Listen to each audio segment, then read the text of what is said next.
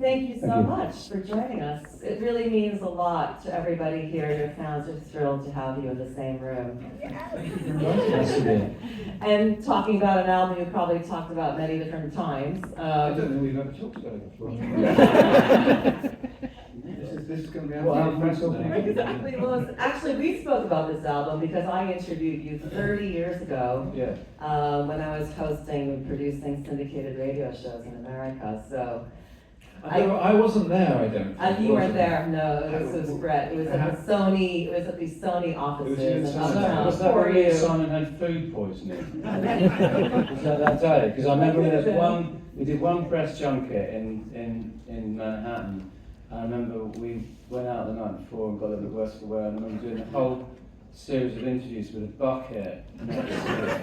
I didn't notice the bucket. Yeah, up into the bucket every couple of minutes. No? I definitely would remember that part. Maybe it was like a safe spell the time that I was there, because I was just getting myself my food radio. Great bucket.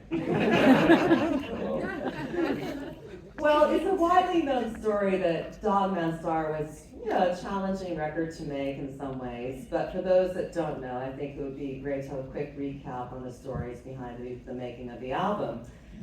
So it may be good to kind of rewind to the aftermath of the release of your debut album, which was one of the fastest selling debut albums by a British band. It debuted at #1 on the UK album chart, and it also won a Mercury Music Prize. So obviously, you had a sound and style that worked. But before you even started recording your sophomore effort, did that in some way direct what you wanted to do with your follow-up record?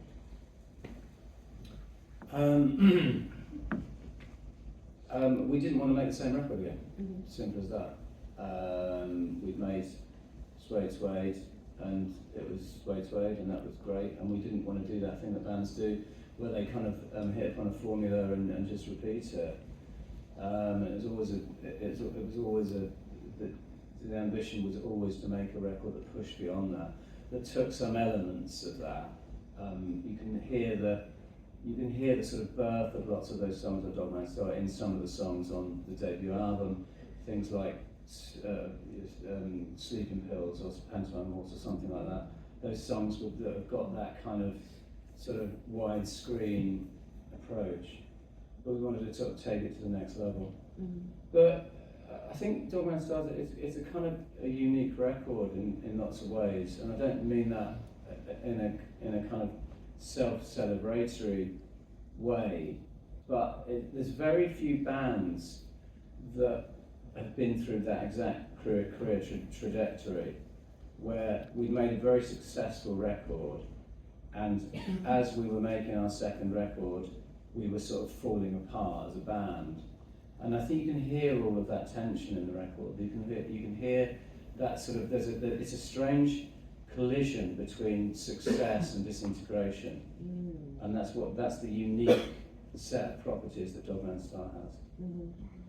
And how about for you, Matt? How did you feel about when you were embarking upon recording this album? Were there certain thoughts that you had in your head of what you wanted to do creatively with this record? Yeah, I think we were really excited about it. I mean, I think the thing is, your first record, especially for a band like us that have been around for a while with no attention for a little while, is that we had a kind of like really strong live set.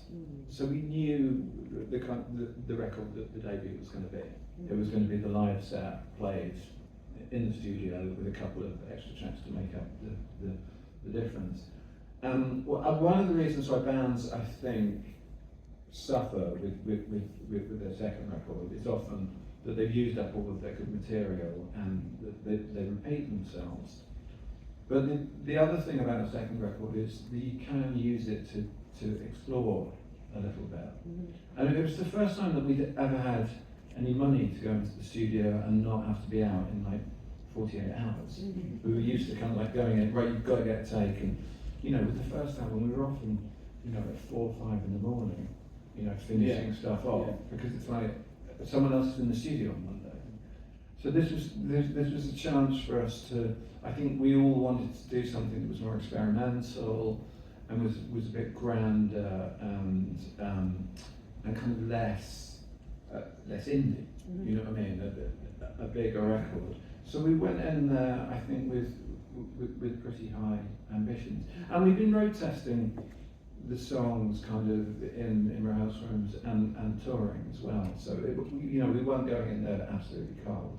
And did you feel a lot of pressure, because to have such a successful debut, you have the sophomore slump, or you can have the sophomore slump. Is that something you were actually feeling, a pressure, outside pressure, or was it any internal pressure?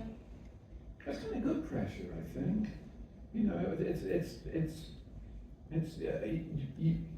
You have to want to better yourself each time. You know what I mean? You can never be completely content. I think there's much more pressure when you know that no one's listening to you.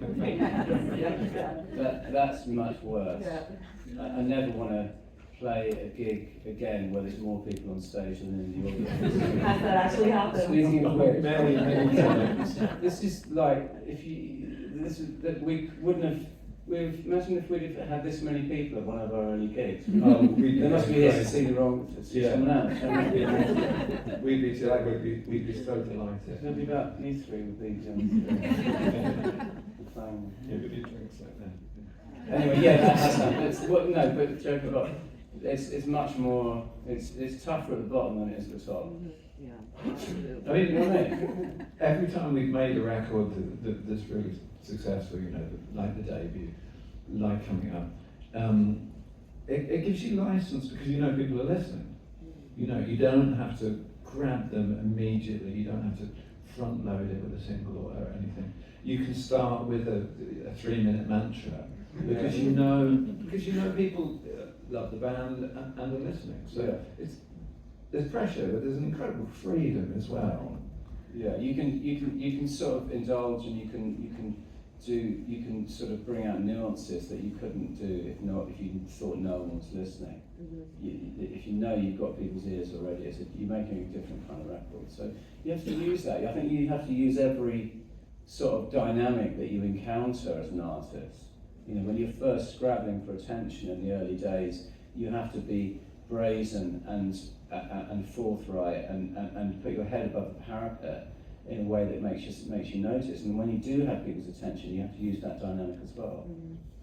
Now, when you were writing this album, you and Bernard Butler were writing separately in 2 different places. You were living in Highgate at the time. Yeah. And what has been described as a very hedonistic lifestyle, but it also seems that it was quite a culturally curious lifestyle as well. You were really seen, from what I understand, reading lots of poetry and books and watching films, listening to music. Can you just tell us what that lifestyle was like when you were living in Highgate, and if you were trying to get yourself into a certain frame of mind to write?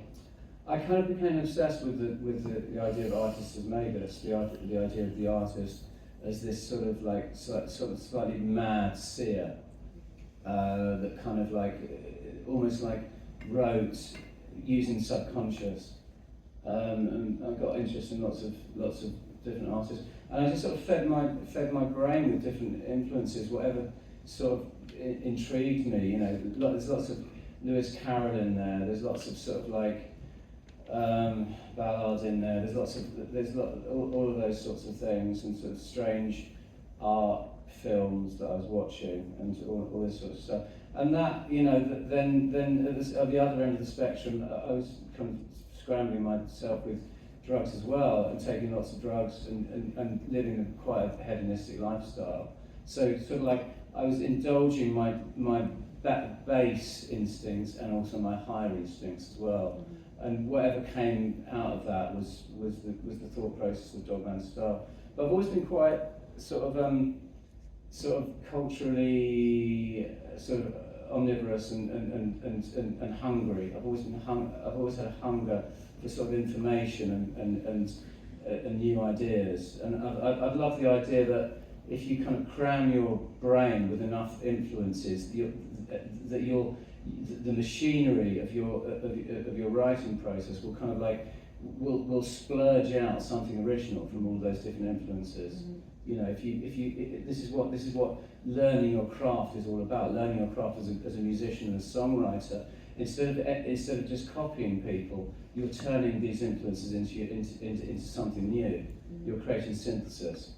And I think we always loved those records that kind of broke the banks of music and went into something else, you know, kind of like lots of the Smith stuff and kind of Hounds of Love and records like that. Records whereby if you kind of let them in, they kind of brought with them film and literature and art and poetry. You know what I mean? That kind of just opened up a world, you know. And I think, you know, especially for kind of like kids from comprehensive schools, the idea that certain, you know, I look back on kind of like people like David Bowie or even people like Paul Weller, who were kind of teachers to me when I was growing up, and through them I came across literature and art and, you know, painting and films and stuff I never would have got anywhere else. You know what I mean? I didn't go to an arty school, didn't have older siblings. And one of the things I love about Dog Man Stars is I think it's a great jumping off point into loads of really interesting, into Lewis Carroll or Byron or kind of Nicholas Roeg. You know, they're all in there. What albums were you listening to at the time, Matt?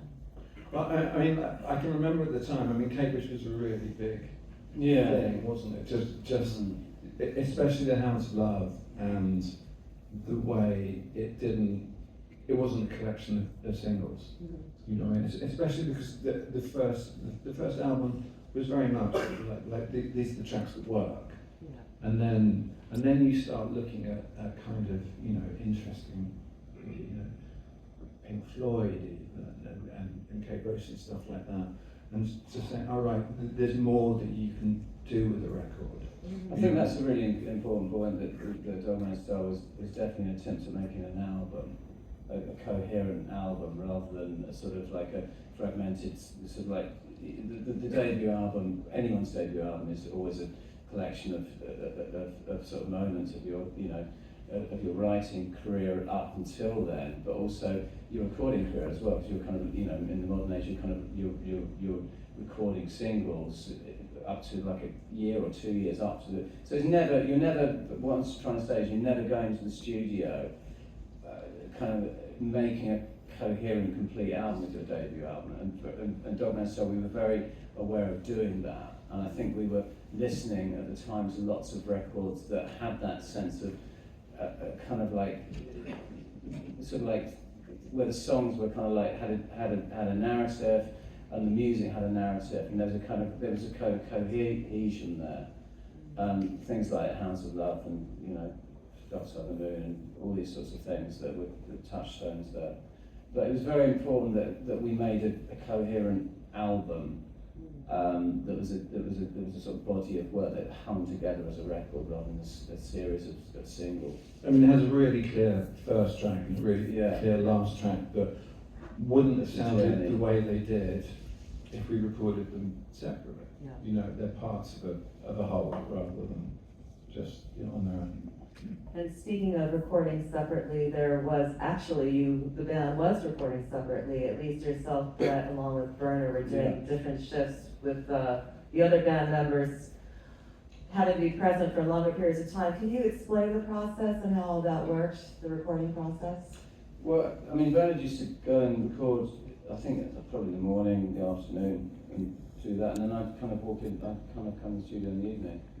It's just, we lived very different lifestyles, you know, I was sort of like up all night and he wasn't, and that's just the way it worked. And I don't know, it's the popular thing is that we weren't getting on at the time, and that's probably true, that's just such a long time ago.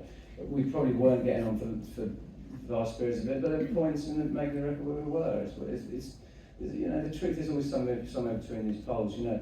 And there were points I remember being in the studio with him and us all working on stuff together. But it's too, the idea of sort of warring writing partners is too seductive, and that's always going to have the edge as an anecdote sort of thing. But the truth is somewhere in between that. Yeah, it's not as sensationalized as it was in the press, I suppose. Yeah. And how about for you, Matt? How are you feeling at that time? So I guess you had extended office hours and. Yeah, it was kind of, I was doing the afternoon shift. You know what I mean? I would clock in about 2, and Bernard would already be recording stuff, and we'd put down stuff together, me and Simon. And yeah, then, you know, the factory whistle would go about 8, and Red would turn up and put stuff on top of it. But to be honest, we'd always been a little bit like that. Yeah, the thing about Bernard is, I mean, he loves to layer guitars. So there was always time kind of set aside for him. He wasn't one of those people who came into the studio with, okay, here's my part, and I'm going to record it, and then I'm done. You know, I mean, one of the things Ed always says, because he was looking back over some of the takes for the 30th anniversary version of this, and Ed, the producer, was saying, every take is different. You know what I mean? He'd try something, okay, that doesn't work. You know, then you try something completely different. It wasn't a case of, this is the part, I've got to get it right. Mm-hmm. It's just, you've got a snapshot of where he was at. So I think he'd always had his little moments, you know what I mean? And he had his little booth within the studio, in his room, basically a tiny little living room in the live room.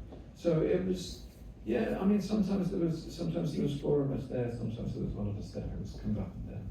Now, Bernard also left in the middle of recording, or towards the end of recording. Towards the end, yeah. And was there a choice that he was given? Because he wasn't really into the sound that Ed, is it Bueller? Bueller. But that he was getting in the studio, and he seemed to make an ultimatum. Why did you decide to let Bernard go and keep your producer?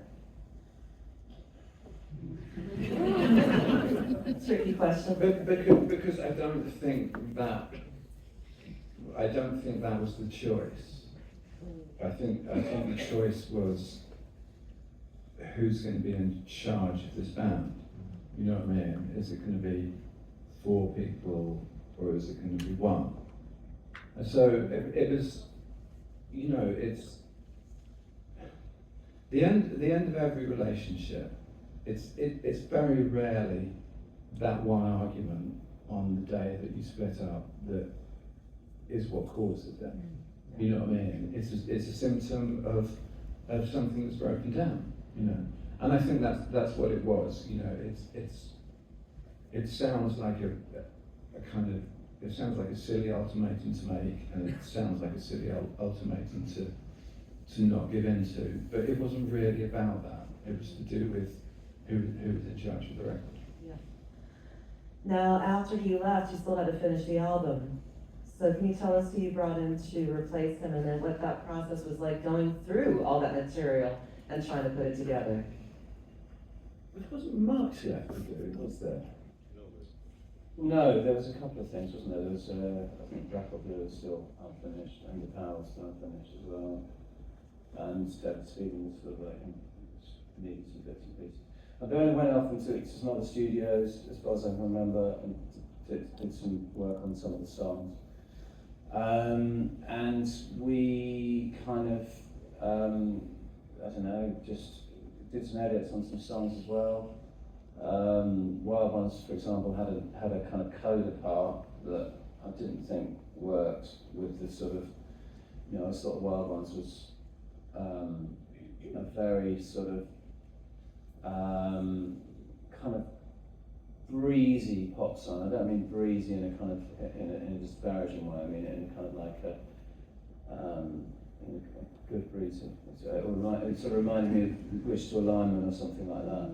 It had that sort of wide screen Airiness. Yeah. Epic. There was a kind of gnarly coda on the end, and I didn't think that worked with the kind of spirit of the song.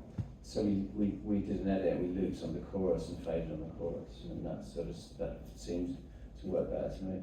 And we edited down some of Asphalt World and various other things on the record. Mm-hmm. So bits and pieces. We finished Power as well, which Bernard didn't play on, as far as I remember. He played electric on it, didn't he? No. Oh, did he not?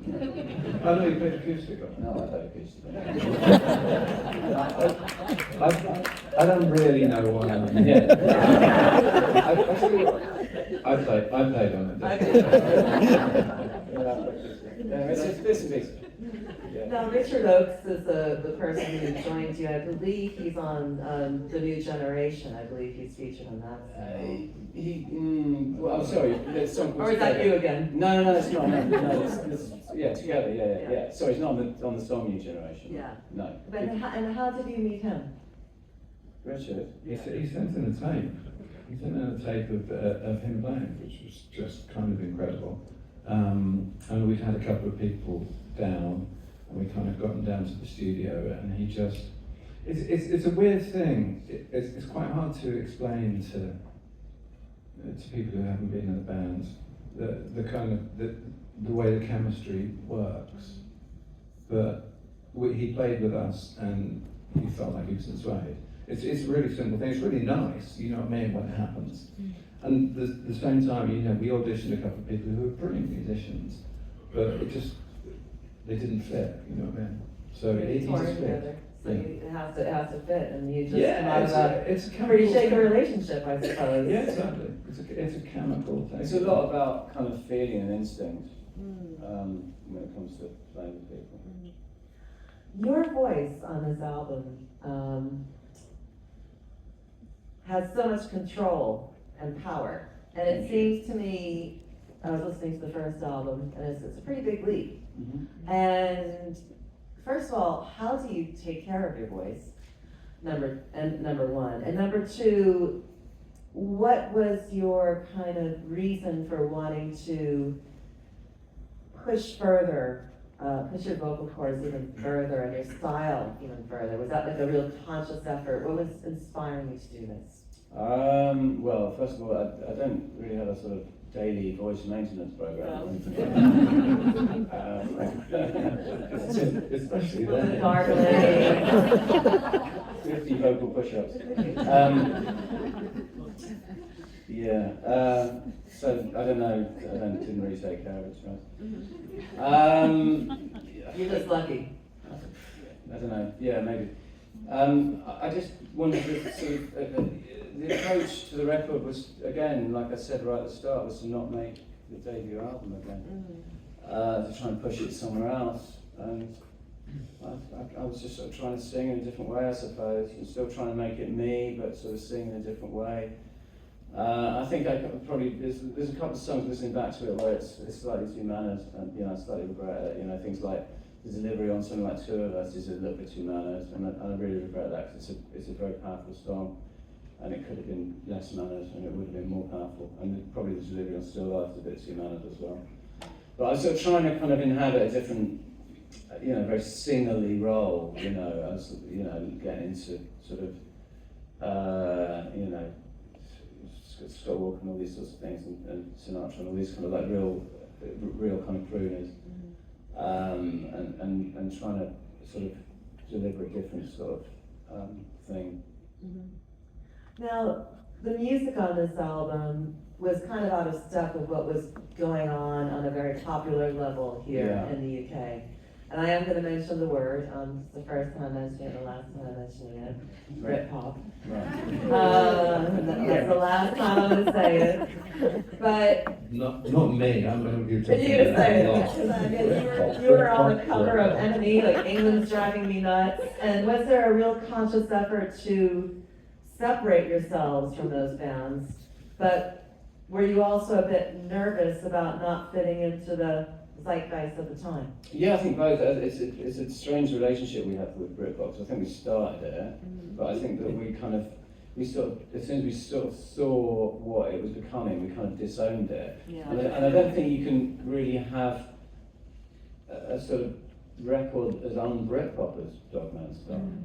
Seriously, I can't. As un-Britpop. Yeah, exactly. I actually can't think of a less Britpop record. It's just deeply ironic because it was made by the band that started Britpop. So it was a really, really weird, kind of oddly symbiotic, but strangely sort of, we were kind of sympathetic, but at the same time rejecting it. So it's a strange push-pull relationship we had with the whole thing. Yeah, absolutely.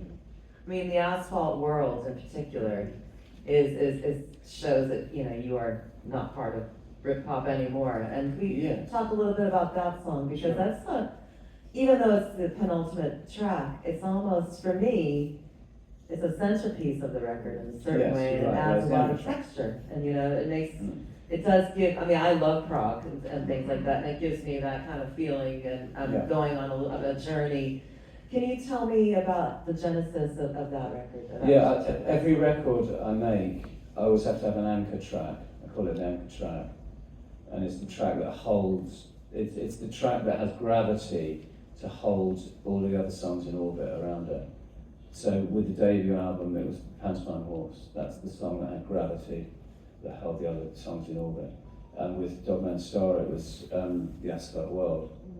And the anchor tracks tend to have size, they have to have a certain sense of self-importance, I suppose.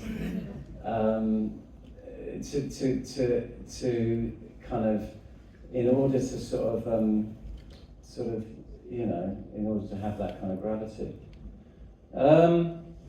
Yeah, it started off as a demo, obviously, like all songs do. I think it was called 10 Minutes, the original demo, because that's how long it was. And I wrote something to it, which is The Asphalt World, and I thought, it's all right. That's what you do though. There's so many things I write, and it's all right. And it wasn't until we sort of recorded, some things just sort of come together in the studio. Some songs you write, and when you write them, you know they have a magic. And some songs you write, and you think, no, let's see what happens and see whether it survives the studio process. And some songs wither and die and don't survive that process. And some songs take on a new life and a new vitality, and Asphalt World was one of those songs. And as soon as the sort of drama of the music, and actually the length of the music as well, that's what gave it lots of the song its strength and its gravity. Imagine if the song was kind of like 3.5 minutes long. It wouldn't be, obviously it wouldn't be the same song, but it kind of like, it was sort of, even the first half of the song would sort of feel different. And it was a song that came together, and I'm kind of proud of that song. It has a very writerly approach.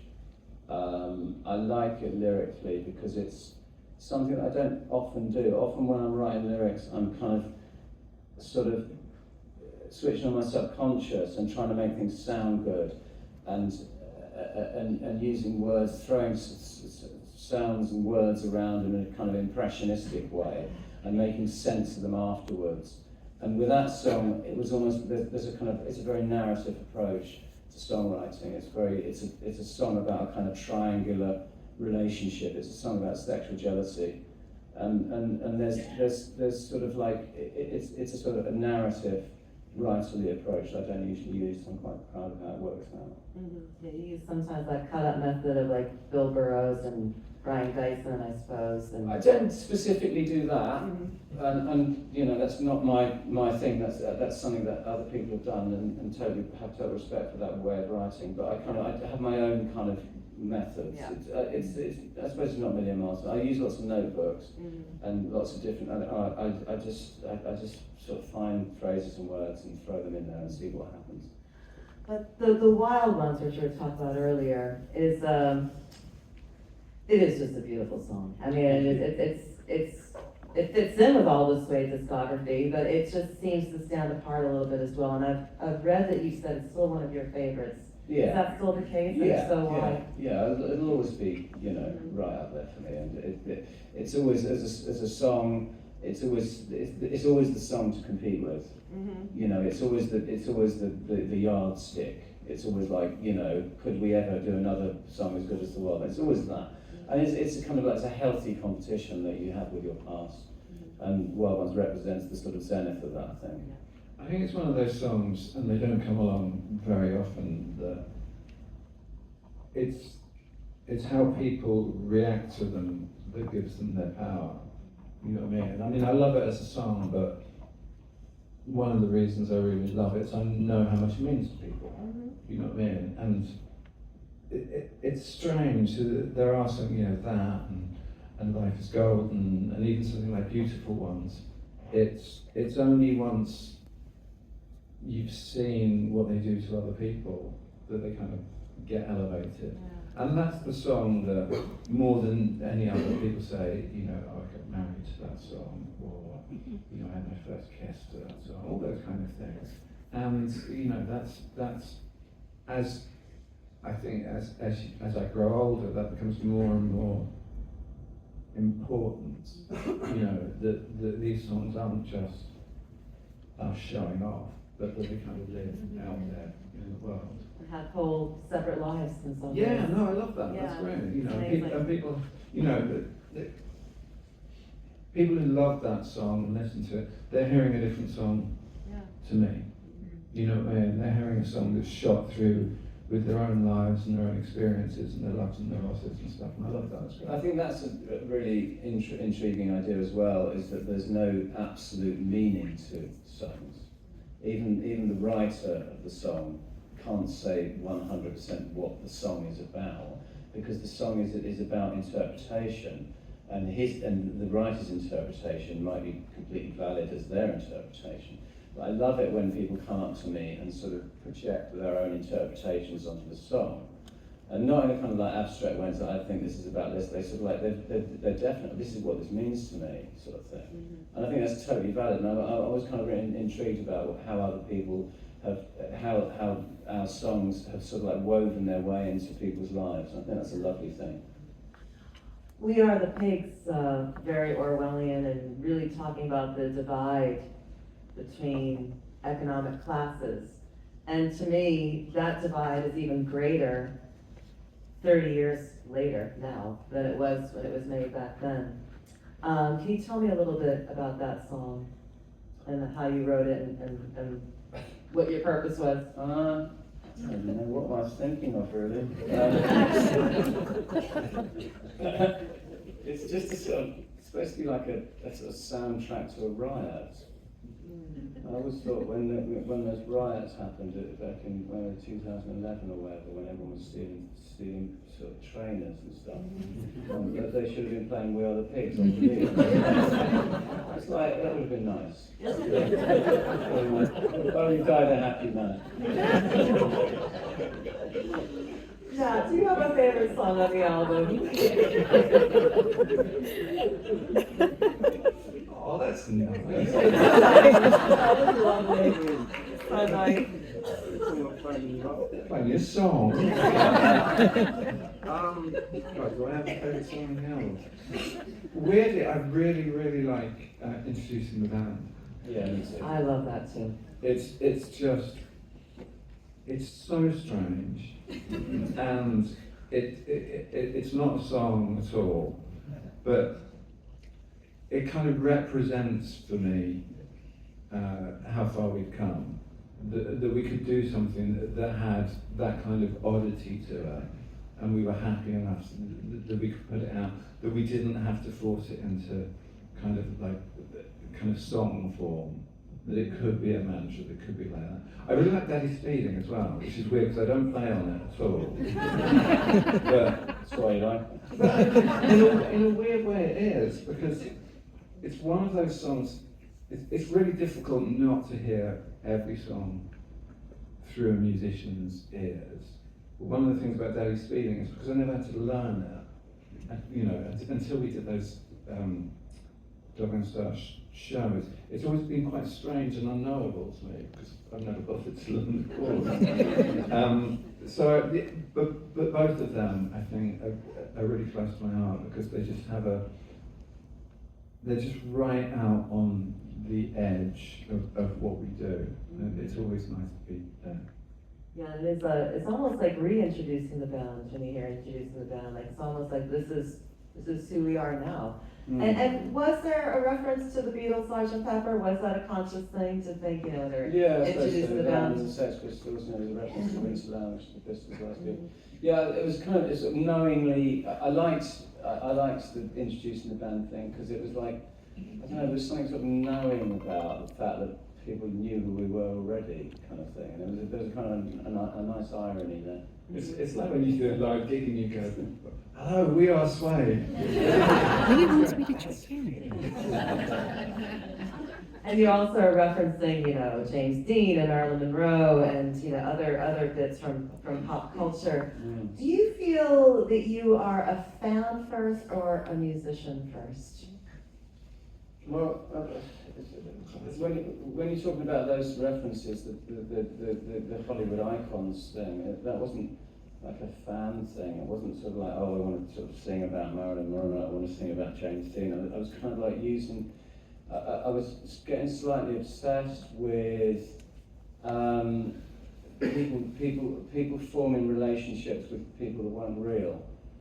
And this is what lots of the songs are about. One of the themes for Dog Man Star is disintegration, and it's about disintegration of relationships, and it's about people retreating into their sort of like little silos, these little worlds where they just, the only relationships they'd have would be with sort of like kind of like film stars or sort of pornography. Or people in sitcoms. So they're almost like forming these sort of like virtual relationships. And something like Heroin is probably the best example of that as a song. It's a song about a kind of someone that's just obsessed with pornography, which I think is kind of quite sort of relevant these days. It really is. Lots of people are obsessed with pornography. And yeah, so it's kind of like I'm kind of quite proud of that song. I think it does some neat sort of like lyrical stuff. I love the fact that it opens with a quote from Lord Byron, but the song's about porn. There's a kind of neat juxtaposition, and there's a sense that these obsessions are timeless. That you can reflect back into 18th century poetry, and you'll find the same obsessions and the sense that human struggle and all of these things that these things that human beings try to overcome, they're things that we always have been trying to overcome, and we always will try to overcome. And modernity doesn't mean anything in that sense. All it does is just shift the medium. So years ago, people would have found salacious etchings compelling, and now we happen to find video screens compelling, and in the future it'll be AI, and all you're doing is shifting the medium. Yeah, absolutely. The last song, Still Life, you use the London Symphonia. You like the phrase salacious Salacious etchings? etching is great. We have to use that for something. And the last song, Still Life, including the song that concludes the whole album, you use these very grand strings, the London Symphonia. Looking back, do you feel that works, or what was the reason for it? You don't. I've read that you. That's why I'm asking. Why do you feel it works? I think it's awful. I think we've ruined that song. I think we totally ruined that song. I think it's absolutely awful. That was a big mistake. It's such a powerful, beautiful song, and it would have been so much better if there had been like a quartet or something like that playing. And this stupid, I'd turn it off. It's awful. Oh no. And I don't mean to sort of denigrate anyone's respect for the record, and anyone that likes that bit, that's fine, whatever. But it could have been better. Okay, we need to wrap this up.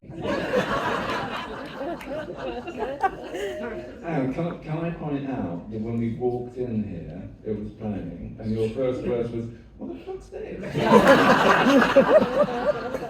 Well, I was going to ask you, how do you feel about the album today? Yeah, I think it's good. It's so weird. It's taken me a long time to kind of come to peace with it, partly because I think it could have been better produced. It could have sounded a bit kind of clearer and more aggressive. But also because I think it kind of ossified a view of us as kind of Byronic vampires, you know what I mean, who lived in crumbling castles. And there was sort of, there was just kind of, for a long time, the difference between the kind of the life that we were leading and the people we were supposed to be was so, it felt so far apart. Different for Brett, who was living in a crumbling castle. It was, I don't know, it always felt slightly kind of cartoonish version of us.